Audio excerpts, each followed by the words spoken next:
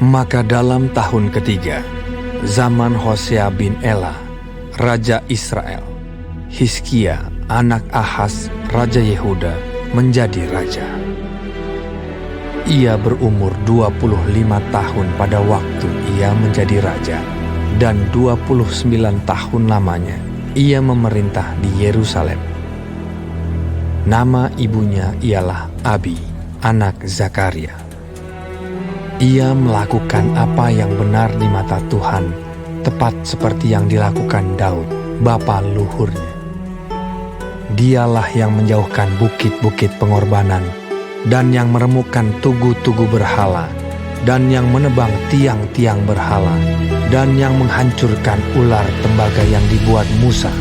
Sebab sampai pada masa itu, orang Israel memang masih membakar korban bagi ular itu, yang namanya disebut Nehustan. Ia percaya kepada Tuhan, Allah Israel, dan di antara semua raja-raja Yehuda, baik yang sesudah dia maupun yang sebelumnya, tidak ada lagi yang sama seperti dia.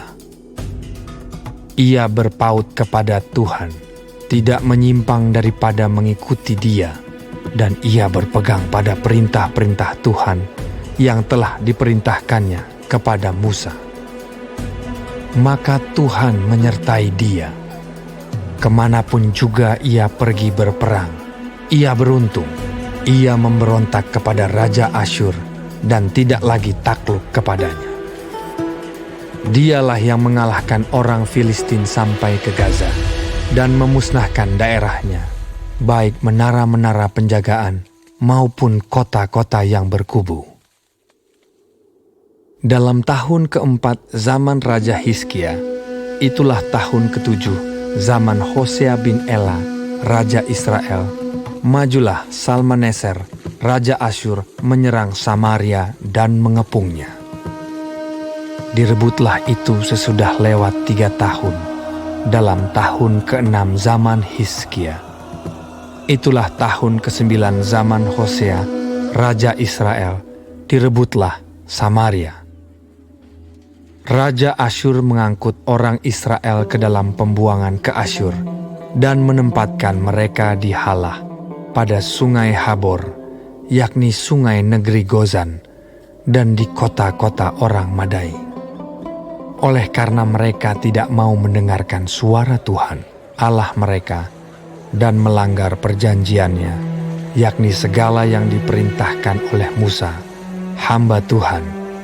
Mereka tidak mau mendengarkannya dan tidak mau melakukannya.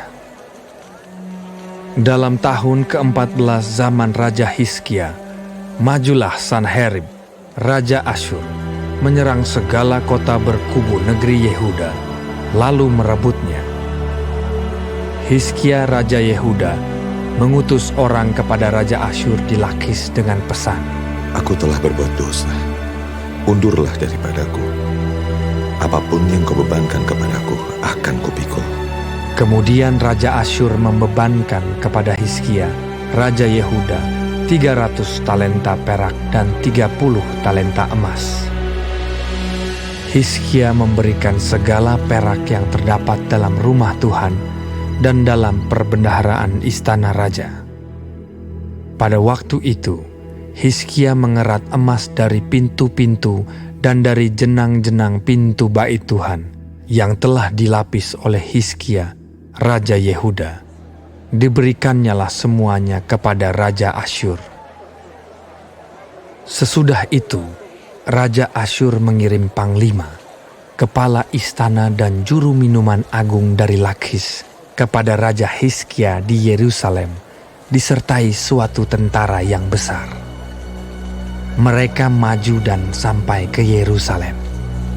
Setelah mereka maju dan sampai di situ, mereka mengambil tempat dekat saluran kolam atas yang di jalan raja pada padang tukang penatu. Dan ketika mereka memanggil-manggil kepada raja, keluarlah mendapatkan mereka Eliakim bin Hilkia, kepala istana, dan Sebna, panitera negara, serta Yoah bin Asaf, bendahara negara. Lalu berkatalah juru minuman agung kepada mereka, Baiklah, katakan kepada Hizkia, beginilah kata Raja Agung, Raja Asyur. Kepercayaan macam apakah yang kau pegang ini? Kau kira bahwa hanya ucapan bibir saja dapat merupakan siasat dan kekuatan untuk perang? Sekarang, kepada siapa engkau berharap? Maka engkau memberontak terhadap aku. Sesungguhnya, engkau berharap kepada tongkat bambu yang patah terkulai itu, yaitu Mesir, yang akan menusuk dan menembus tangan orang yang bertopang kepadanya. Begitulah keadaan Firaun, Raja Mesir, bagi semua orang yang berharap kepadanya. Dan apabila kamu berkata kepadaku, kami berharap kepada Tuhan Allah kami, bukankah Dia itu yang bukit-bukit pengorbanannya dan mesbah-mesbahnya telah dijauhkan oleh Hizkia, sambil berkata kepada Yehuda dan Yerusalem, di depan mesbah yang di Yerusalem inilah kamu harus sujud menyembah. Maka sekarang, baiklah bertaruh dengan tuanku Raja Asyur. Aku akan memberikan 2.000 ekor kuda kepadamu, jika engkau sanggup memberikan dari pihakmu orang-orang yang mengendarainya. Bagaimanakah mungkin engkau memukul mundur satu orang perwira tuanku yang paling kecil? Padahal engkau berharap kepada Mesir dalam hal kereta dan orang-orang berkuda. Sekarang pun, adakah di luar kehendak Tuhan aku maju melawan tempat ini untuk memusnahkannya? Tuhan telah berfirman kepadaku, majulah menyerang negeri itu dan musnahkanlah itu. Lalu berkatalah Eliakim bin Hilkia, Sebna dan Yoah kepada juru minuman agung, Silakan berbicara dalam bahasa Aram kepada hamba-hambamu ini, sebab kami mengerti. Tetapi janganlah berbicara dengan kami dalam bahasa Yehuda, sambil didengar oleh rakyat yang ada di atas tembok. Tetapi juru minuman agung berkata kepada mereka, Adakah tuanku mengutus aku untuk mengucapkan perkataan-perkataan ini hanya kepada tuanmu dan kepadamu saja? Bukankah juga kepada orang-orang yang di atas tembok, yang memakan tainya dan meminum air kencingnya bersama-sama dengan kamu? Kemudian berdirilah juru minuman agung, dan berserulah ia dengan suara nyaring dalam bahasa Yehuda.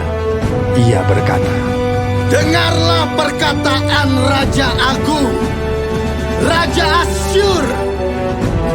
Beginilah kata Raja, janganlah Hizkia memperdayakan kamu, sebab ia tidak sanggup melepaskan kamu dari tanganku. Janganlah Hizkia mengajak kamu berharap kepada Tuhan dengan mengatakan, tentulah Tuhan akan melepaskan kita, dan kota ini tidak akan diserahkan ke dalam tangan Raja Asyur. Janganlah dengarkan Hizkia, sebab beginilah kata Raja Asyur, adakanlah perjanjian penyerahan dengan aku, dan datanglah keluar kepadaku. Maka setiap orang daripadamu akan makan dari pohon anggurnya dan dari pohon aranya, serta minum dari sumurnya, sampai aku datang dan membawa kamu ke suatu negeri seperti negerimu ini, suatu negeri yang bergandum dan berair anggur, suatu negeri yang berroti dan berkebun anggur, suatu negeri yang berpohon zaitun, berminyak dan bermadu. Dengan demikian, kamu hidup dan tidak mati. Tetapi janganlah dengarkan Hizkia, sebab ia membujuk kamu dengan mengatakan, Tuhan akan melepaskan kita. Apakah pernah para Allah bangsa-bangsa melepaskan negerinya masing-masing dari tangan Raja Asyur? Di manakah para Allah negeri Hamat dan Arpad? Di manakah para Allah negeri Sefarwaim, Hena, dan Iwa? Apakah mereka telah melepaskan Samaria dari tanganku? Siapakah di antara semua Allah negeri-negeri yang telah melepaskan negeri mereka dari tanganku? Sehingga Tuhan sanggup melepaskan Yerusalem dari tanganku. Tetapi rakyat itu berdiam diri dan tidak menjawab dia sepatah kata pun. Sebab ada perintah raja, bunyinya, Jangan kamu menjawab dia. kemudian pergilah Eliakim bin Hilkia, kepala istana, dan Sebna, panitera negara, dan Yoah bin Asaf, bendahara negara, menghadap Hizkia dengan pakaian yang dikoyakkan, lalu memberitahukan kepadanya perkataan juru minuman